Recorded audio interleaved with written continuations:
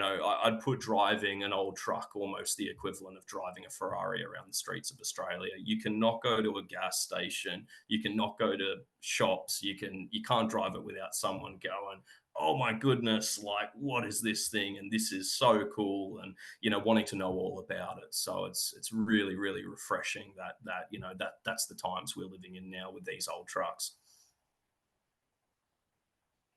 Is it better if a guy was to do that? Is it better to have it converted here, or is it better to have it converted there? Yeah, I'd probably say converted here so you can probably pretty closely monitor. Like a lot of the shops that are doing it, they eat and breathe some converting some of them. The new stuff definitely, there's certain GM are actually converting the Silverados over here now, so it's really refreshing that GM's doing that. Sadly, with the closure of Holden a few years ago, they're not locally manufacturing cars anymore.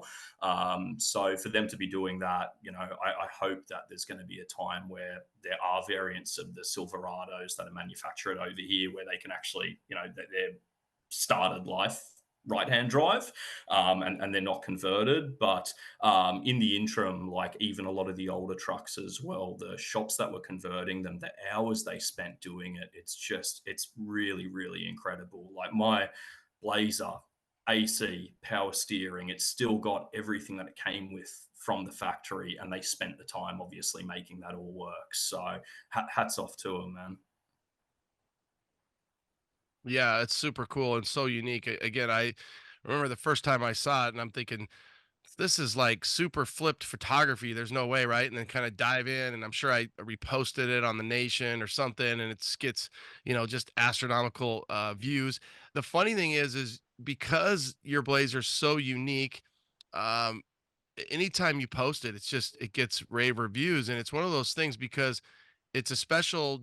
If it was left-hand drive, it would be special, and then to actually see that it's right-hand conversion, it's even, it's more unique.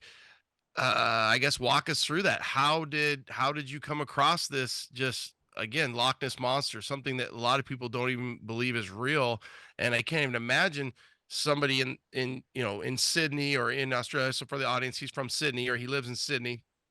Because if I saw it here, I would shit my pants, and I see Blazers every day. So it's not even something that I can't imagine over there where you could do a GoFundMe and people would just send you money to drive it around because they just want to see it. It's like going to the three-ring circus.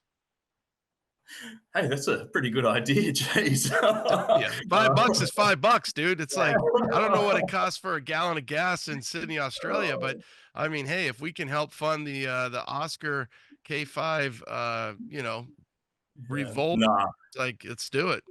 Yeah, no, it's man, I can't get the smile off my face, every time I drive it. So definitely the story with it going back a bit in terms of 2019, seeing these trucks in person. I was always a massive fan of anything old, and the Chevs always had a special place in my heart. I was plopped in front of the TV, watched Jaws. I always knew they existed. Like the reason behind the name is kind of Jaws gave me the inspiration of that's what I got to have. Chief Brody, the swagger he has in that movie is just next level, man. Like to a T. But when I got back home, and there was all this talks of the end of the world at the start of 2020 with this new emerging virus. I was on Gumtree, I was on Facebook Marketplace, I was on all the pages saying, I'm looking for, there were two requirements. It was, four-wheel drive, it was Chevy, and it was actually originally left-hand drive. And I thought left-hand drive, it's like driving a right-hand drive truck or car over in the States. You pull up to a set of lights and someone kind of looks at you and goes, dude, what the heck? You're on the wrong side there, buddy. Like what's going on? It just has that cool factor. But I spent some time with a good friend that's got an F100 over here that's still left-hand drive, and I kind of asked him. I said, "What's it like in the day of the life of driving a left-hand drive car or truck in Australia?" And he said it's cool, but it wears off. When you want to go to McDonald's to go get your nuggets, you gotta, when you're going through the drive-through, you gotta jump in the other seat.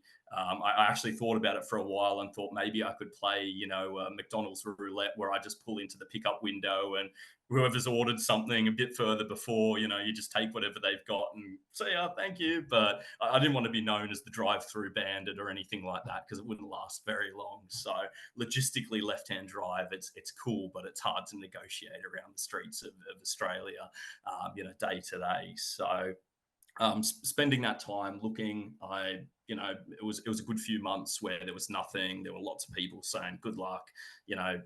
Anything four-wheel drive's hard enough to find in Australia, let alone an old Chev. And I woke up one day, it was a Thursday morning on my way to work, and posted on Gumtree 10 hours prior was this blue right-hand drive 74, dusty old photos. It was in a shed, horrible lighting.